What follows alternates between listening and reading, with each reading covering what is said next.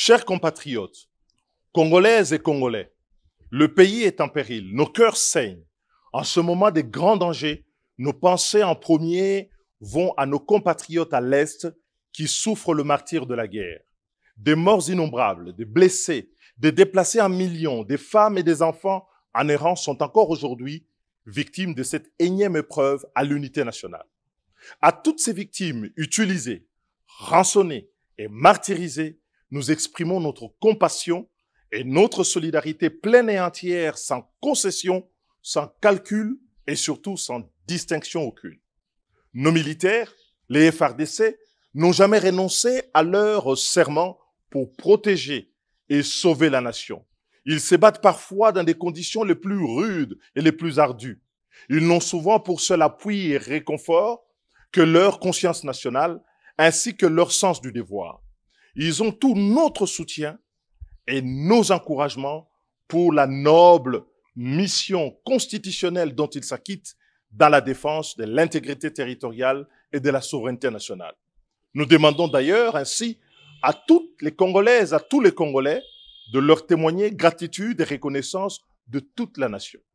J'adresse donc au nom du sursaut national et au mien propre mes sincères condoléances à toutes les familles éprouvées, à toutes celles qui connaissent des blessés parmi eux, à tous ceux qui sont assaillis aujourd'hui par la maladie et l'abandon. Cet instant révèle aussi l'inadéquation des politiques poursuivies pour endiguer et mettre fin à ce conflit qui déchire notre pays depuis plusieurs décennies. Il implique un réajustement sur le plan politique, militaire et diplomatique pour gagner la paix dans l'est de notre pays et entamer la reconstruction de la nation.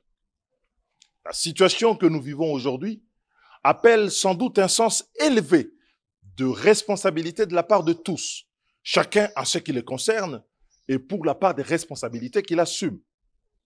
Nous pensons qu'il est venu le temps de comprendre que la sécurité de notre territoire et de notre population sera tributaire d'un travail acharné, rigoureux, ordonné dans une vision de refondation de notre outil de la défense nationale pour le porter à un niveau de crédibilité et d'efficacité opérationnelle éprouvé. Ce travail, dont on ne peut faire l'économie, doit être couplé à une diplomatie robuste, le tout reposant sur un état de droit en interne qui respecte la Constitution et les lois de la République pour rassembler la nation tout entière autour non pas des individus, mais des valeurs, de paix, de stabilité, de démocratie, de liberté, de solidarité. La situation qu'a vue le Congo à l'instant est amère. Elle est amère parce qu'elle aurait pu être évitée. Nous n'avons eu de cesse, au cours des dernières années, à le dire et à le rappeler, des solutions existent. Et elles ont été proposées. Certes, cette guerre ne date pas d'aujourd'hui, mais sa résurgence et son escalade sont les résultats du manque de vision et des prises en charge adéquates de la question de la sécurité de notre pays et de sa diplomatie. Cette défaillance de politique a contaminé tous les piliers de notre État et de la République et corrompu même notre démocratie. Il est temps désormais pour y faire face et de se lever avec courage, avec rigueur et méthode et se dire que le sens commun ne suffit pas. Il faut de la méthode. Il faut donc impérativement une réponse appropriée à cette guerre qui trouve malheureusement des facilitations en interne dans les défaillances de nos politiques publiques, dans la conduite de notre action. Notre réponse doit désormais être intégrée, réfléchie et tenant compte de toutes les problématiques liées à la sécurité de notre pays et à la nécessité de la reconquête inéluctable des espaces perdus. Il nous faut donc une attention particulière sur la question de l'armée, de la police, le renseignement, la justice et l'administration territoriale qui ne peuvent plus être prises à la légère comme nous avons coutume de le faire. Mes chers compatriotes, c'est donc dans la cohérence de la conduite de l'action de la sécurité que le Congo peut faire face à la situation de l'Est. La présence de forces armées rwandaises sur notre sol, largement documentée par l'ONU, et que j'ai toujours condamné et que je condamne, ne devrait pas occulter les responsabilités internes, en particulier de ceux qui ont la charge de la conduite de la nation.